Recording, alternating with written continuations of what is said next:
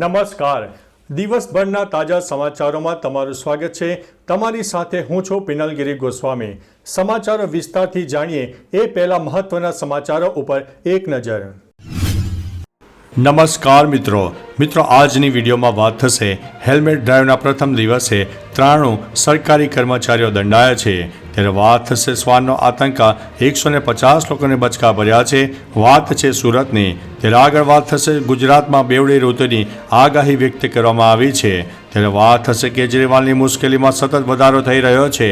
આગળ વાત થશે ભાણાએ મામાને કરોડપતિમાંથી રોડપતિ બનાવી દીધા. આગળ વાત થશે મહાકુંભમાં ફોન ચાર્જ કરવાનો કેટલો બધો ચાર્જ લેવામાં આવ્યો હતો. ત્યારે વાત થશે કોર્પોરેટરે સંબંધીના લગ્ન પ્રસંગ માટે તાત્કાલિક રોડનું કાર્પેટિંગ કરાવ્યું. ત્યારે આગળ વાત થશે ગુજરાત બજેટને અંતિમ સ્વરૂપ આપવાની તૈયારીઓ ચાલી રહી છે. આગળ વાત થશે તુર્કીના રાષ્ટ્રપતિ આજે પાકિસ્તાનની મુલાકાતે.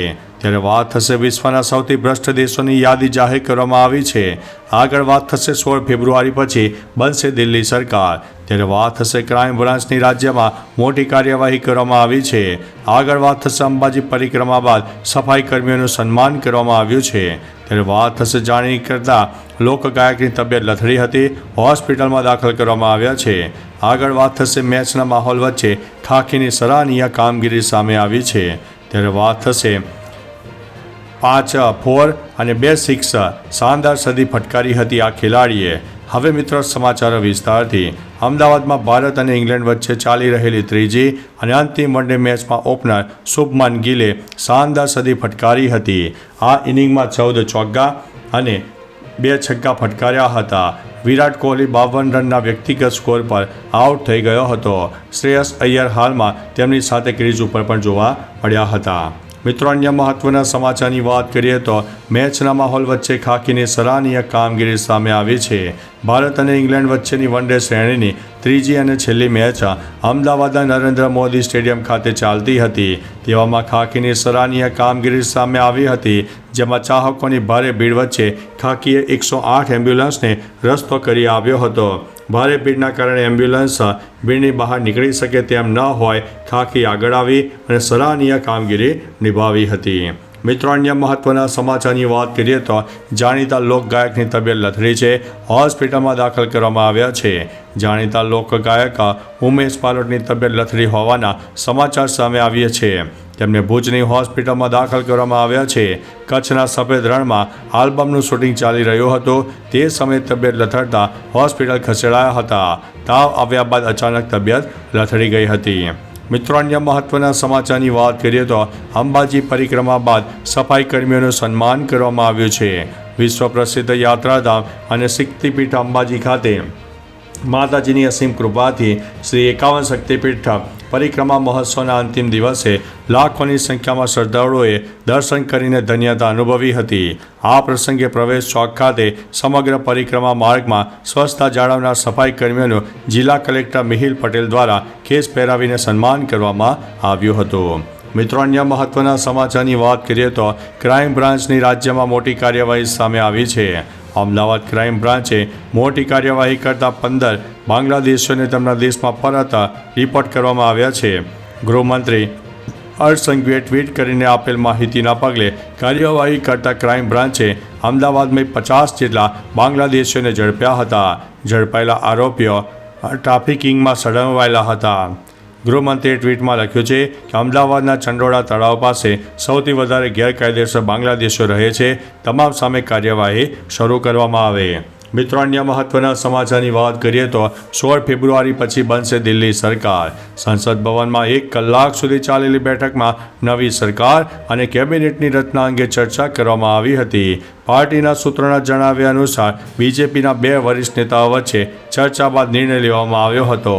16 ફેબ્રુઆરી પછી દિલ્હી સરકારની રચના કરવામાં આવશે. એવું કહેવામાં આવી રહ્યું છે કે 16 ફેબ્રુઆરીએ વિધાયક દળની બેઠક યોજાશે, જે વિધાયક દળના નેતાની પસંદગી કરવામાં આવનાર છે. મિત્રો અન્ય મહત્વના સમાચારની વાત કરીએ તો વિશ્વના સૌથી ભ્રષ્ટ દેશોની યાદી જાહેર કરવામાં આવી છે.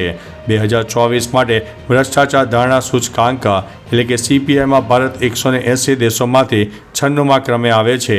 જો કે 2023ની સરખામણીમાં આ સૂચકાંક ભારતનો ક્રમ 1 ઘટ્યો છે, જેના કારણે ભારતનો ક્રમાંક 3નો સુધારો થયો છે.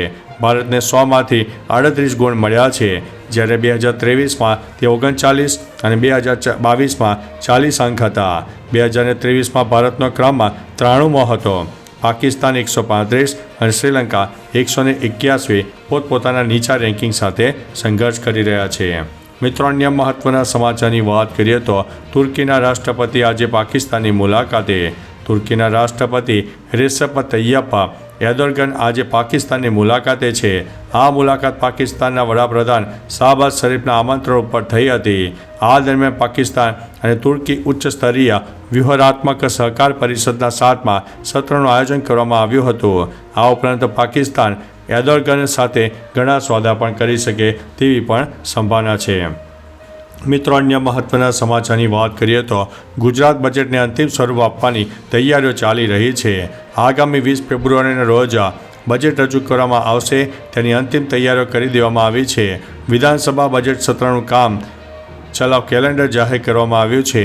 સત્રમાં પ્રથમ દિવસે રાજ્યપાલના સંબોધનથી બજેટ સત્રની શરૂઆત થશે. વર્ષ 2025-26ના બજેટને લઈને આખરી તૈયારીઓ ચાલી રહી છે.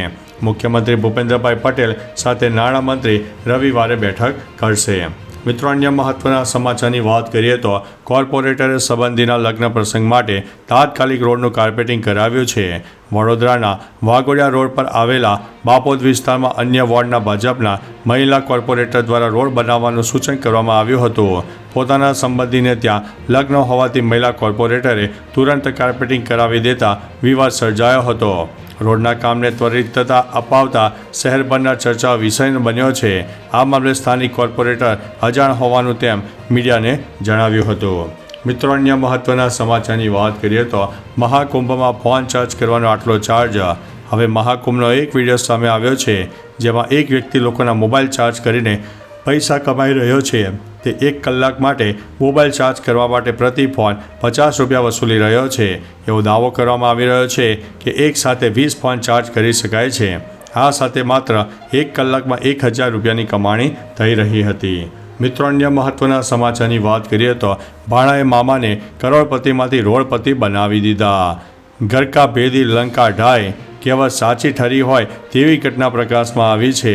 સગા ભાણાએ જ પોતાના મામાના ઘરે ચોરી કરી હતી. સુરત જિલ્લાના કીમ ગામ નજીકના પૂર્વ વિસ્તારમાં ઉજ્જવલ તોમાર પોતાના પરિવાર સાથે રહે છે. પોતાના વતન કામે ગયા હતા. નજીકમાં જ રહેતા ઉજ્જવલના ભાઈએ ઘરેથી તૂટેલી બારી, કબાટનો સરસામાન અસ્વસ્થ હાલમાં જણાતા ઘરમાં ચોરી થઈ હોવાનું જણાવ્યું હતું. મિત્રો, અન્ય મહત્વના સમાચારની વાત કરીએ તો કેજરીવાલની મુશ્કેલીમાં સતત વધારો થઈ રહ્યો છે.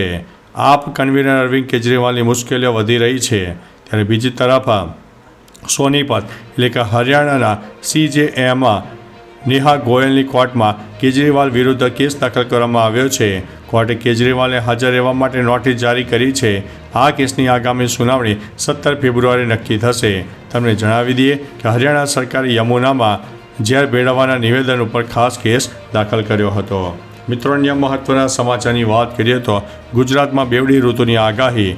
રાજ્યમાં હવામાન વિભાગે કરેલી આગાહી પ્રમાણે રાજ્યમાં બેવડી ઋતુનો અનુભવ થઈ રહ્યો છે. રાત્રે ઠંડી અને બપોરે ગરમીનો અહેસાસ થઈ રહ્યો છે. ગરમ પવનો ફૂંકાવાની શરૂઆત થતાં તાપમાનમાં વધારો થઈ શકે છે. આગામી 7 દિવસ વાતાવરણ યથાવત રહે તેવી પણ આગાહી કરવામાં આવી છે.